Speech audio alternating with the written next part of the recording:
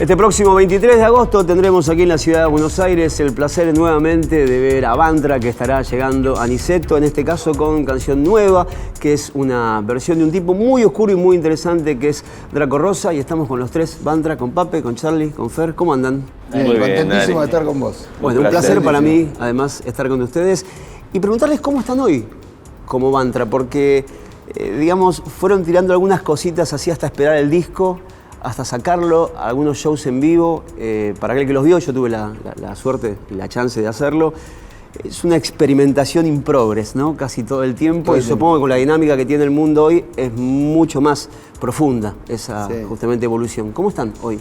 Y mira, a mí una cosa que dijiste con eso que pasa con el mundo, a mí siempre me gustó como que fortuitamente se dio así, pero ser hijo como de la época en la que vivís. Más allá de que lo importante es que siempre cualquier artista tenga su impronta, ¿entendés? Porque a veces el artista como que es muy melancólico también y viste, entonces mira más para atrás que para adelante, tipo la película de Woody Allen, esa que Medianoche en París, viste, que como que no, el tiempo pasado fue mejor. Y hay una cosa que dijiste recién, que es lo que a mí me gusta de las entrevistas, que son como el momento que yo siento que vas al psicoanálisis o al psicólogo, que nunca fui. ¿Entendés? Vos dijiste eso y dije, uy, viste que como la mente, como escribo, va muy rápido. Y dijiste eso de cómo pasa ahora el mundo. Y digo, claro, Bantra es muy hijo como de este momento de que ahora hay una cuestión que es lo inmediato, ¿viste? Y entonces, si vos te toca nacer en este momento, no te das cuenta que es eso. Y si lo ves como yo, que soy una persona de 50 años, empezás con la queja, ¿me entendés? Tenés para comparar. Claro, tenés para comparar. Entonces, lo bueno es que como artista no sé si hay que comparar, ¿entendés? Entonces, hay una cosa de lo inmediato que está buenísima, que sucede. Por ejemplo, nosotros hicimos un disco a la vieja usanza que salió, y después empezamos a sacar algunos singles, ¿viste? Hicimos Ella Vendrá, y ahora grabamos Más y Más y un tema que se llama Y se detuvo el tiempo, que son como adelanto del disco que va a venir, pero es eso que dijiste, un work in progress que lo vamos sacando, ¿viste? Y va saliendo. Este es un tema, ¿viste? Más y Más, que yo lo venía tocando desde el momento que salió el disco ese, Mad Love. A mí me encanta Draco Rosa. Lo descubrí cuando sacó su disco Frío, el primer disco que él vino a tocar acá, a Buenos Aires, a Prix d'Ami. Y de ahí siempre me gustó. Después la primera gira en Puerto Rico me compré apenas llegué un disco que se llamaba Libertad del Alma. Tremendo, y eso fue 2002, que era un compilado, y en el 2004 sale Mad Love, y ahí empecé a tocar ese tema, que son esas cosas como en mi vida me pasó con el tema de Lisandro Aristimuño, ¿viste? Para vestirte hoy, con Plan B de Masacre, son como esas gemas que las escuchás y decís, che, qué bueno hacer un día esta canción. Y nosotros en el rock tenemos como una cosa que es diferente que las otras músicas, ponele, Elvis no compuso nunca nada, Sinatra no compuso nada. Intérpretes. Claro, eran intérpretes. En cambio en el rock es, che, mirá, hizo un cover, ¿entendés? Y entonces de esa manera nos perdemos de tocar un montón de músicas que son de otros. Y son joyas como se dice, joyas prestadas, ¿viste? Que vos pedís y las adaptás. Entonces, bueno, hicimos estos dos temas y en un momento decidimos, che, salimos con este, que ya que lo tocamos, habíamos hecho una gira en el verano y preparamos una versión de Más y Más para tocarla en vivo, ¿viste? Y entonces dijimos, lo grabamos y nos pasó una cosa alucinante. Ayer Draco en su Twitter puso un link para que lo escuches, ¿viste? Entonces, bueno, yo siento que Bantra es teniendo toda una impronta que cada uno tiene, porque Bantra somos nosotros tres. Es como la impronta de cada uno, pero puesta hoy en día, ¿viste? Y a mí me encanta lo que está pasando, que destronó... digamos, se están pasando un montón de cosas que destronaron, ¿viste? A antiguos tronos que para mí no están buenos, ¿viste? Qué sé yo, me encanta. Nosotros, no sé, escuchamos Catriel, ¿entendés? Que nos encanta, pero se encanta. O sea, yo escucho Catriel con mi hija, ¿entendés? Escucho Rosalía con mi hija y Catriel me lo hizo escuchar él. Y después él lo hizo escuchar a papi y nos encanta, ¿me entendés? Y no sé, está bueno. Es una época alucinante porque está todo como... El lago está todo dándose vuelta y rompiéndose todo y me encanta, porque el rock en definitiva que fue romper todo. Ahora, ¿cómo ven eso también que Digo, creo, no hablo por ustedes, pero me parece que los cuatro fuimos criados en esa cultura que tiene que ver con la cultura rock, sí. No solamente con la música, digo, con nuestras películas, nuestros libros, la estética, la impronta, digo, hay un montón de cosas a las cuales uno no puede escapar porque fuimos criados en eso. Y hoy, sumado a lo que decía Fer, es llamativo, yo lo veo con muy buenos ojos, más allá de que desde lo musical tenga la valoración que cada uno tiene, que estos chicos y chicas que hacen trap son hijos de padres rockeros. La gran mayoría, en un 90%. Y creo que la revolución justamente es hacer una cosa distinta, ¿no?, a lo que hacían tus viejos, más allá del gusto.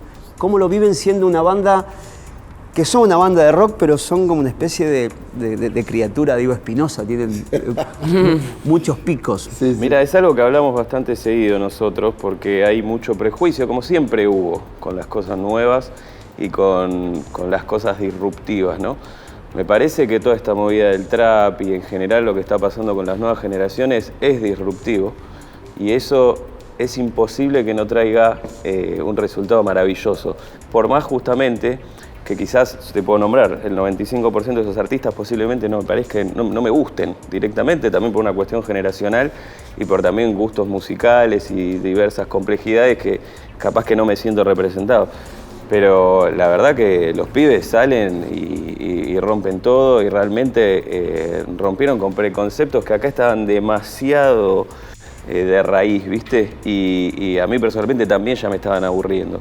Entonces, por lo menos, yo creo que hay que escucharlo, ¿viste? Incluso aunque no te guste, como hay que parar la oreja porque siempre yo tengo ese pensamiento. Las personas que van a cambiar el mundo tienen menos de 20 años, ¿viste? Nunca alguien de 40 años hizo eso realmente. Entonces hizo otras cosas, ¿no? Uno tiene ya otro, casi otro papel, que es igual de importante, pero es otro.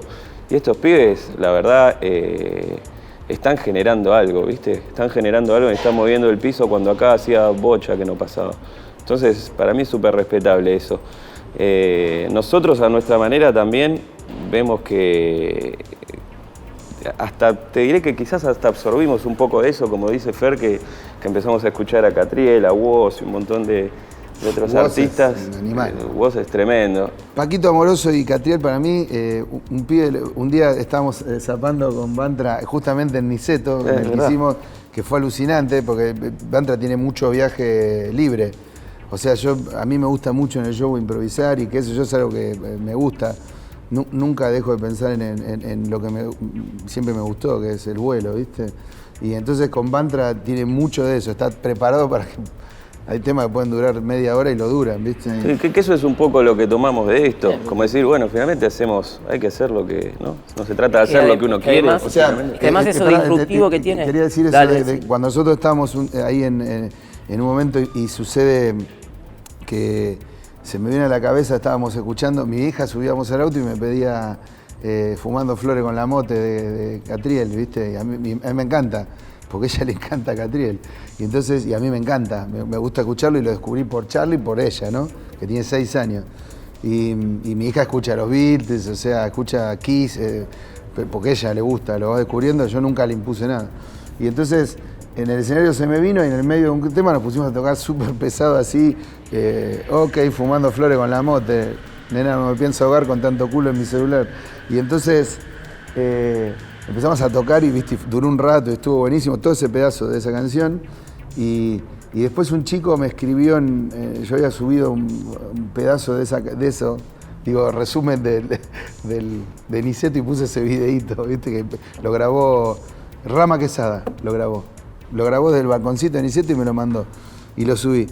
Y un pibe me escribió y me dice, Paquito Amoroso y Catriel son como Gabriel Ruiz Díaz y Fernando Ruiz Díaz hace 20 años. Me dice, una más, a Fer, no sé qué. Y me quedé y dije, claro, ¿viste? Lo que pasa es que siempre cuando alguien hace algo nuevo, qué sé yo, no sé, los Sex Pistols, los Ramones y los Clash estaban súper mal vistos por los músicos que venían antes, ¿entendés? Y a mí me pasó que no me gusta que suceda eso porque cuando nosotros nacimos, en un montón de cosas éramos como rechazados con Catupecu, pero los músicos que yo admiraba me pasó que ya sea Spinetta, Zeta, Cerati, Moyo, ¿me entendés? No sé, todos los que yo admiraba que no tenían que ver con con la música que a mí no me gusta, como de Argentina. Hay cosas que no me gustan y sobre todo son más del mendemismo para acá, ¿no? Y todos esos artistas como que pararon la oreja y dijeron, che, no, Catupecu. Y para mí era tremendo estar sacando Dale y que Moyo nos vote, viste, en una encuesta en revista, no sé, una revista sub-20 para, ¿me entendés? Banda. Entonces, yo creo que siempre que nace algo nuevo vos tenés que parar la oreja y decir, che, yo tengo muchos años más que un pibe que nació, que su soporte es el celular para escuchar música, ¿entendés? Nosotros íbamos a la disquería, bueno, su disquería ahora es esa, ¿entendés? Entonces, pienso que es una época muy interesante para la... Yo tengo una hija mujer y siempre fui admirador de esa capacidad de las mujeres, que son el arte en sí mismo, porque se llama la música, no el música, ¿entendés? Y entonces, pienso que es una época muy interesante para nacer niño. Nosotros nacimos en un momento que era horrendo nacer y ser niño, y recién ahora es alucinante ser niño en el mundo, recién ahora es alucinante en el mundo ser mujer, recién ahora en el mundo es alucinante ser gay, recién ahora... Entonces me parece que hay una cosa alucinante con la música que nosotros participamos de la única música en la historia, porque la música clásica, por más que... Si vos no sabés de música clásica, yo te pongo Bartók, Mozart o Schumann, y si no sabés nada, vas a escuchar y decir, ah, es música clásica. Si no sabes nada de tango, decís, ah, es tango. Y si no sabes nada de rock, ¿qué es el rock? Elvis, Screaming Headless Torso, que te encanta a vos, y yo lo escuché por vos, o Los Pistols, o Catriel. Para mi mamá, todo es rock. Y mi vieja empezó escuchando Elvis y estaba enamorada de Marlon Brando. Entonces, el rock me parece que es la única música... Pensá que el tango cuando evolucionó un poquito, animalmente, que fue con Piazzolla, los tangueros lo mandaron a la puta que lo parió. Y nosotros hicimos algo nada que ver con el origen del rock argentino y todos esos músicos que yo admiraba dijeron, hey, loco, ¿entendés? O sea, en un camarín un día me dijo Petinato y Germán Dafuncho, unos años después del accidente de mi hermano, estaban hablando los dos en su viaje, en un Pepsi Music entré y me dice los dos, vos sos el único que podría haber cantado en Sumo, pero estaba Luca. ¿Entendés? Y yo digo, Sumo es la banda que a mí me encanta porque es bien argentina. Es un Tano que vino con uno de Coso y un tipo que Luca lo encontró en una estación de trenes, ¿entendés? Entonces, ese quilombo hermoso que armó la Argentina, que fue que un día un chabón dijo, voy a grabar un tema de rock en español, que fue el fenómeno de Lito Nebbia, ¿entendés? Dio origen a una cosa impresionante y nosotros vivimos con una cosa para mí tremenda, que es lo que dijo Phil Manzanera cuando vino a producir a Fito Páez. El reservorio de poesía en el rock está acá en Argentina, dice el chabón. Entonces, nosotros acá somos alucinantes porque vivimos una cosa, ¿entendés? O sea, no sé, ahí entró Andrés Álvarez y ella tiene una banda que la rompe todo, el violero es un fenómeno, Bruguera y ahora y toca este y el otro, en el lugar chiquito pasa un montón y el rock se mete en Club Bebop y está Vorterix. Eso no pasa en todos lados. ¿Sabes quién me dijo eso?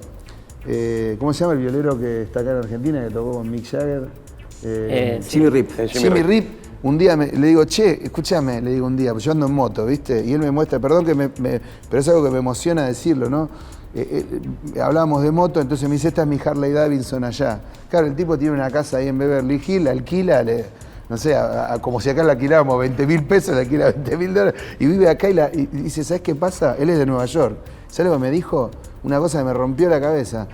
Le digo, ¿y cómo te viniste vos? Me dice, ¿cómo tenés esta moto en Los Ángeles, esta casa, y venís a vivir acá? Y ahora me dice, ¿sabes qué pasa? Yo empecé a ver... Vine acá, el chabón vino a tocar, no sé qué, y me dice, y vi que acá los chicos iban en la calle con una guitarra así caminando a la sala de ensayo con un entusiasmo que es lo que veía en Nueva York hace 30 años. Dice, y allá no pasa más. Y entonces me dice, me emocioné. Y es un gran símbolo que Jimmy Rip se haya quedado a vivir en Argentina, ¿entendés? Y que una persona de 50 años como yo, que empezó a los 14 años yendo a cemento, o a los 16 creo que fue que yo tenía, y plomeaba ahí todo, tenga ganas de seguir dando vuelta la tortilla y haciendo que no se queme, y a veces se quema un poco y qué sé yo, y le ponemos un poco de cariño. O sea, es alucinante, qué sé yo. A mí me alucina ser un músico y bajo el ala del rock en Argentina. Es impresionante. Vivir en Argentina es alucinante. Perdón, que me extendí. No, pero me interesaba saber lo que... Y yo te iba a traer un vino Bantra y acaba de traer la producción de Bantra Ahí, Elvira. Che, ¿me lo das, Cami, ese? Qué rápido la producción, ¿eh? Cami Help, ahí está, nuestra Cami Help. Che, no, impresionante, ¿no? Sí, es impresionante. Ahora lo vamos a mostrar que lo tenemos acá. Sí, no, pero no estaba planeado. El espíritu del vino, no estaba planeado. Sí. Pero quería saber, porque más allá de algunas notas que hicieron y del tiempo que pasó de la presentación del disco, me acuerdo que fue, hay una tarde muy, muy bonita, que también estuvimos tomando un vino para escuchar. Sí. ¿Necesitaban un tiempo que lleve como para que las piezas estuvieran más o menos justas en cuanto a identidad musical o no?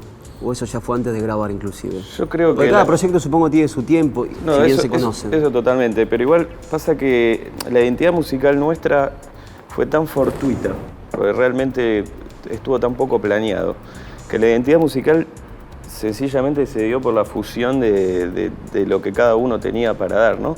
Obviamente en la base de un imaginario de Fer que tenía el nombre de la banda antes que ni siquiera supiésemos quiénes íbamos a tocar. Pero después él también nos dio tanta libertad a nosotros dos para darle lo que teníamos para dar, incluso para dar más de lo que nosotros nos dábamos cuenta que teníamos para dar, la verdad. Entonces se empezó a hacer como un masacote de los talentos y no sé, los espíritus de los tres. Que la verdad, mirá, justo estábamos hablando, que me decías de en los shows que hay una cuestión bastante improvisada. Y eso ni siquiera está pensado que suceda, no es, che, en este tema vamos, en esta parte, sale y nosotros nos dejamos ir y después, digamos, buenísimo si a la gente le gusta, porque la verdad en ese momento ni siquiera nos lo planteamos, lo hacemos porque en ese momento nos divierte hacerlo o nos pintó hacerlo o lo sentimos hacerlo. Lo mismo pasa con Más y Más, cuando ¿no? dijimos, che, y si lo grabamos, bueno, llegamos a la sala. Obviamente él ya lo tenía, nosotros veníamos haciendo una preproducción de algunas ideas, pero después nos pusimos los tres en la sala y lo que escuchan grabado es básicamente lo que surgió ese día en la sala, los tres diciendo, no, eso está bueno, esto no, esto sí, bueno, vamos. Yo llegué así corriendo y estaba con Pape, que le volví loco porque había un delay que estaba prendido atrás todo el tiempo. Estuvimos, no te miento, 4 horas que Charlie llegó y vio la enfermedad que estaba sucediendo y no entró al control. No entró ahí en la sala de Villaluro y estábamos con Pape y yo llegué y le dije, para Pape, escúchame, vamos a enchufar la criolla. Y procesé la criolla por el Twin Reverb y me traje toda la pedalera, qué sé yo, y entonces la criolla, que me hubiera encantado que lo hubiera escuchado a Yupanqui, ¿me entendés? Y ahí entonces dije, no, van a ser 2 criollas abiertas y la Duesenberg, la eléctrica, en el medio. Entonces grabé y toda un viaje improvisado y hay unos riffs, unas cosas que salieron ahí. Y fueron 4 horas que estuve encerrado con él solo, que Pape llegó un momento que a la hora y media me dice, yo agarraba y seguía hablando, viste, y tiraba y terminaba, no, Pape, no sé qué, y seguía. Apaguen el delay. Bueno, ¿y para vos cómo fue, por ejemplo? Porque el laburo que hace, la verdad, cada uno, es un laburo que si lo sacás por separado, quizás decís, bueno, esto ¿va a pegar con lo que está haciendo el de al lado? Sí, pero creo que es un trabajo, digo, cada uno personal muy propio en lo que termina siendo Bantra. Bueno, volviendo más de la percusión. Claro, retomando la pregunta que vos planteaste antes, todo proyecto tiene su maceración, su decantación, ¿viste? Y tal vez esta pelota musical que él decía al principio, o esta, no me acuerdo la palabra que usaste recién, se fue desenmarañando a medida que pasó el tiempo. Nosotros fuimos a grabar el disco y teníamos 6 canciones de meadas y terminamos grabando 11. Nos internamos en la montaña, en un estudio en la montaña 15 días o un poco más. 20 días y después estuvimos 20 días mezclando en un estudio en el campo. Y viste, ahí se empezó a gestar lo primero y ahora ya tenemos como 70 shows encima.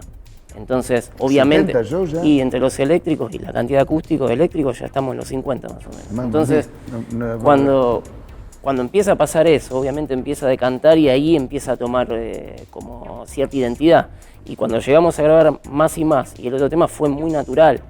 En cambio, al principio tuvimos que entender qué pasa con un bombo legüero, cómo un bombo legüero, o sea, hablando musicalmente más en cuanto a la producción, cómo hacemos para que un bombo legüero se despegue del bajo, si suena en el mismo lugar. Y nos llevó tiempo. Y ahora hoy lo escuchás, es algo muy natural. Y todo lo que venimos grabando desde el año pasado, si bien tiene un trabajo, ya tiene nuestra identidad, ya, porque a medida que fueron pasando los shows también eso se fue forjando. Y en cuanto a mi caso particular de animarse a poner un bombo legüero, inclusive yo sin ser naturalmente percusionista ni baterista, que... Bueno, pero sos bajista. Soy bajista, soy guitarrista y... Sos músico, ¿no? Soy Claro. productor, Toca la viola como un programador, animal. ¿viste? O sea, como que- Mucha gente no sabe, pero él, además de ser un productor tremendo, que yo, digamos, es loco porque los tres somos productores, pues somos enfermos de la computadora, del estudio, de la cosa, qué sé yo. Yo crecí con Gabriel Ruiz Díaz, nada más ni nada menos, así que imagínate.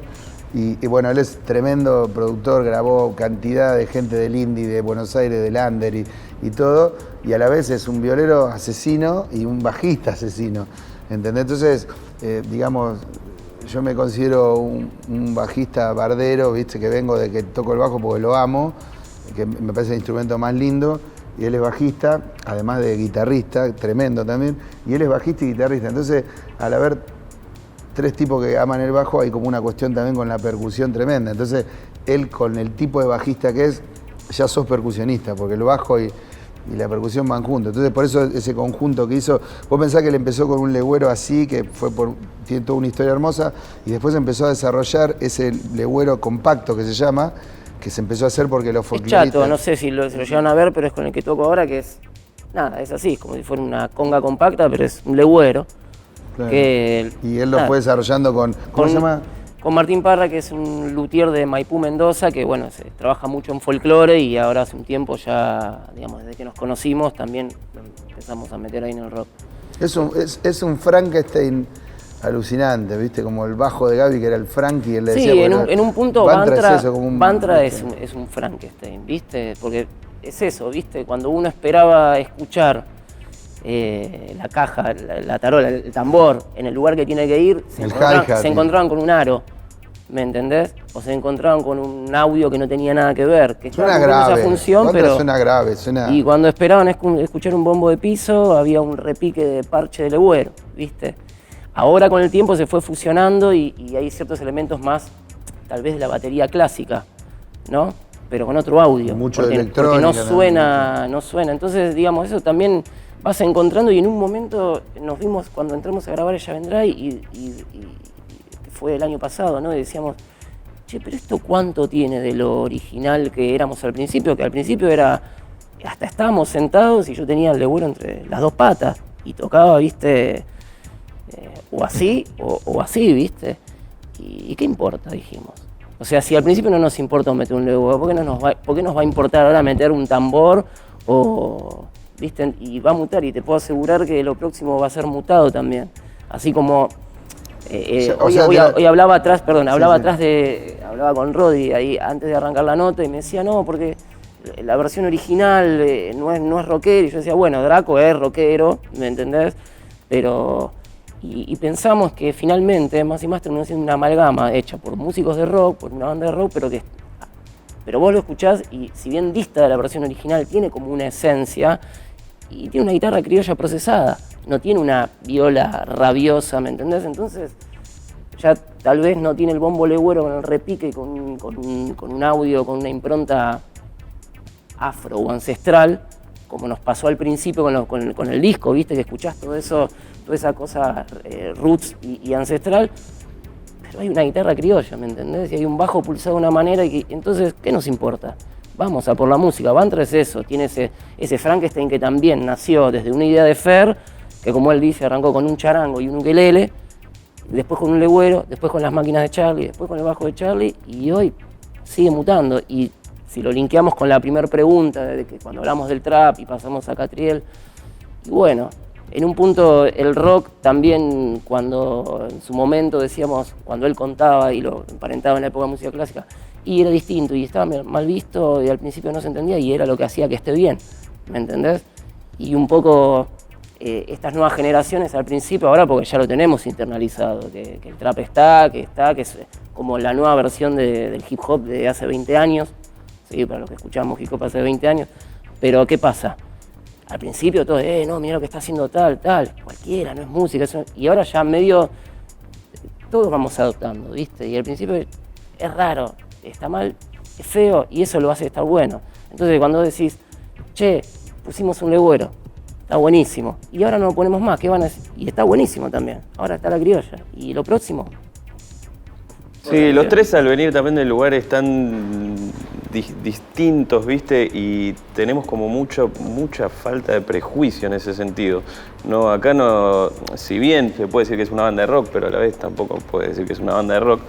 No hay Guitar Heroes, no hay Bass Heroes, no hay esas cosas. Pero yo creo que esa disfuncionalidad es lo que lo hace interesante. Totalmente. Realmente vamos en pos de la música y de lo que la esencia nos esté transmitiendo en ese momento. Entonces, si yo tengo que tocar un tema en teclado, él tiene que tocar el bajo, la guitarra, no tocar nada, él tiene que tocar un bombo legüero, o un tambor, o una batería directamente electrónica, o incluso estamos pensando ahora en hacer algún tema solo con pads los dos y que él cante, o sea, tenemos como esa flexibilidad que nos da justamente haber entrado acá pura y exclusivamente por la música, no había más que eso, y la verdad que eso te da una libertad que no sé de qué otra forma lograrla, ¿viste?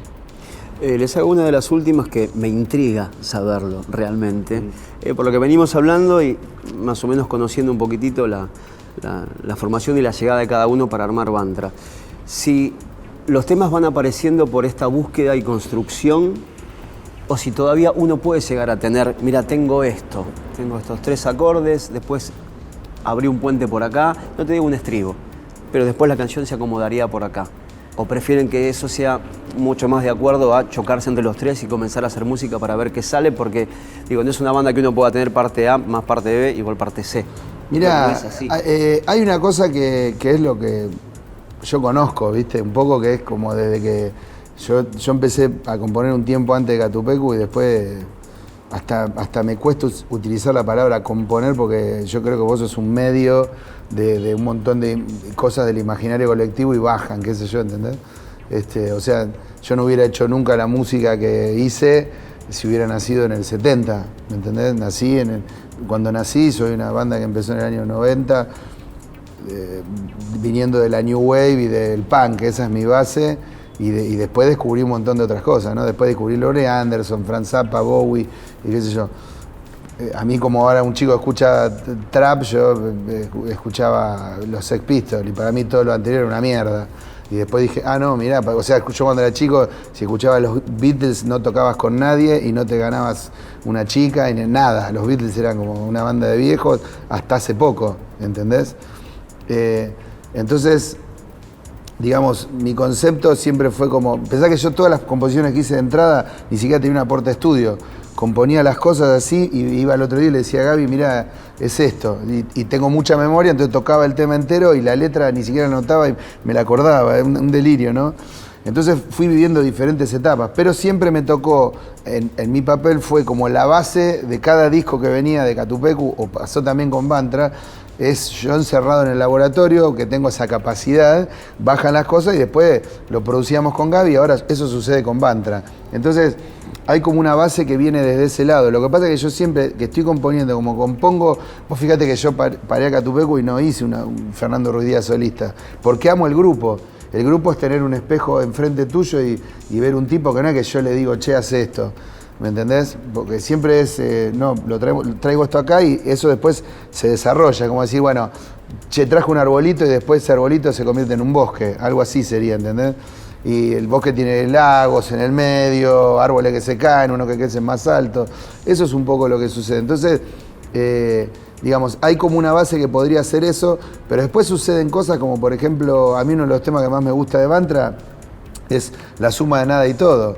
Y la suma de nada y todo surgió estando en la sala nosotros 3 y empezó como una cosa. Primero estaba con Pape, después llegó Charlie y se fueron sumando cosas. Por ejemplo, el tema Y se detuvo el tiempo. Yo me tuve que ir el año pasado al desierto de Marruecos, que me fui a hacer un laburo mental, ¿entendés? A caminar el desierto, no a caminar el desierto en un hotel 5 estrellas, ¿no? ¿Sabes lo que caminar el desierto? O sea, con unos camellos y unos... Desierto. Desierto. Claro. No, si te vas al desierto de México que tenés una Texaco a unos kilómetros. Esto el desierto, como hace 5.000 años, está así.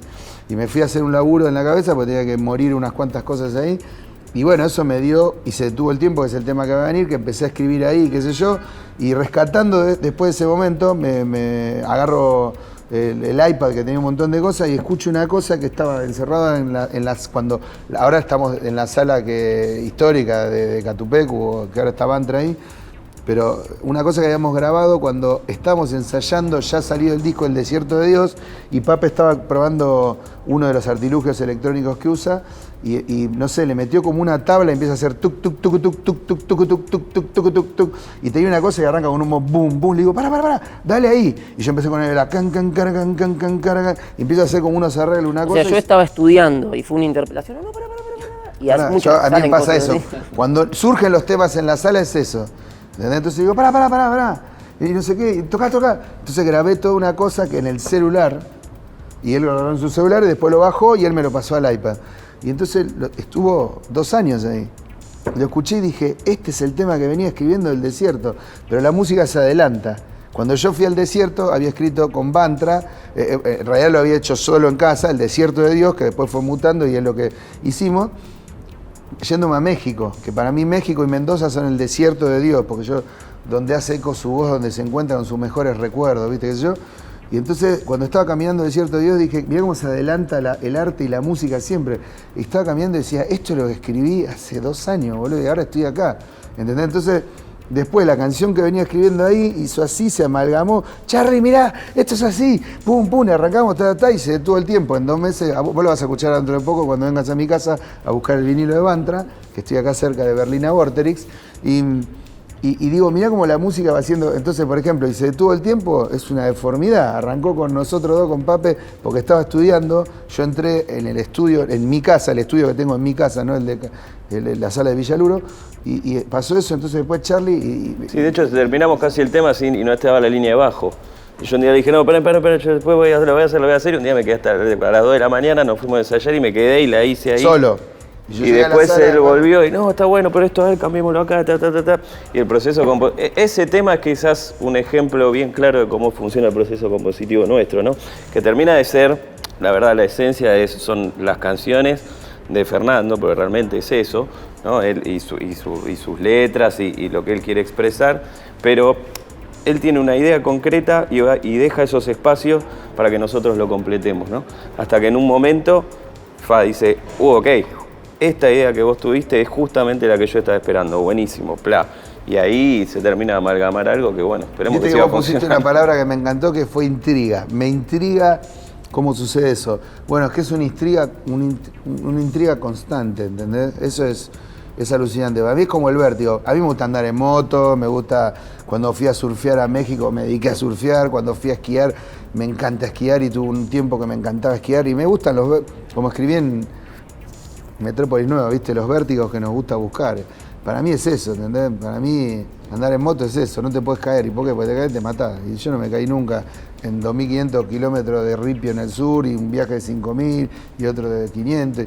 No te caes. Entonces, a mí Bantra me dio una cosa muy alucinante, que Bantra, o sea, te digo, a mí, Pape Fioravante y Charly Noguera, tocar con ellos y lo que sea, me dieron como un desequilibrio dentro de ese caos que es la música, que uno trata de ordenarlo, y por suerte me sigue pasando que me sigo adorando y venerando la intriga, ¿entendés? Eso para mí es fundamental, que a la intriga le pones un poco de pasión y es cuando sos chico entrar a ese cuarto que te da miedo.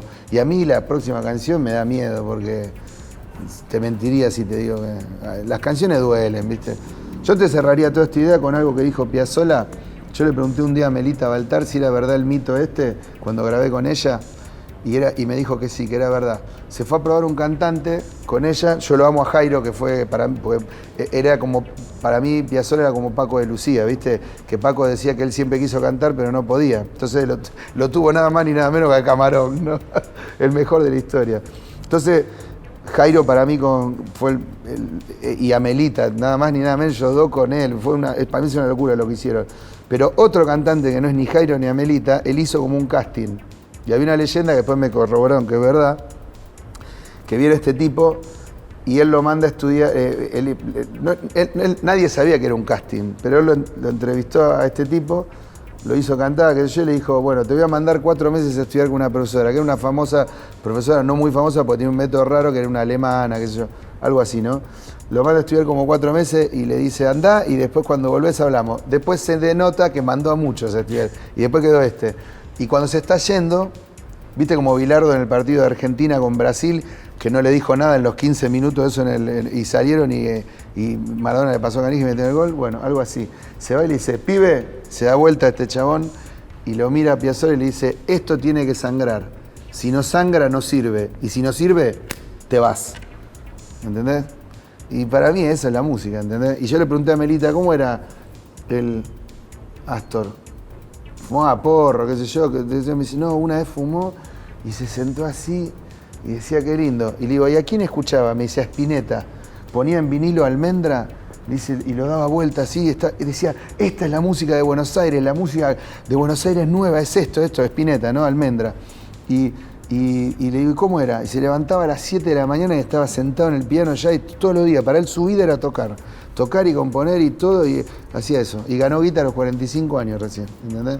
Para mí la música es eso. Y entonces, teniendo esos grandes legados que son Luis Alberto Spinetta, Piazzolla, Yupanqui y la infinidad de artistas que ha dado el rock argentino, el tango, el folclore y qué sé yo, tenemos que seguir con esa tradición que es hacer cualquiera.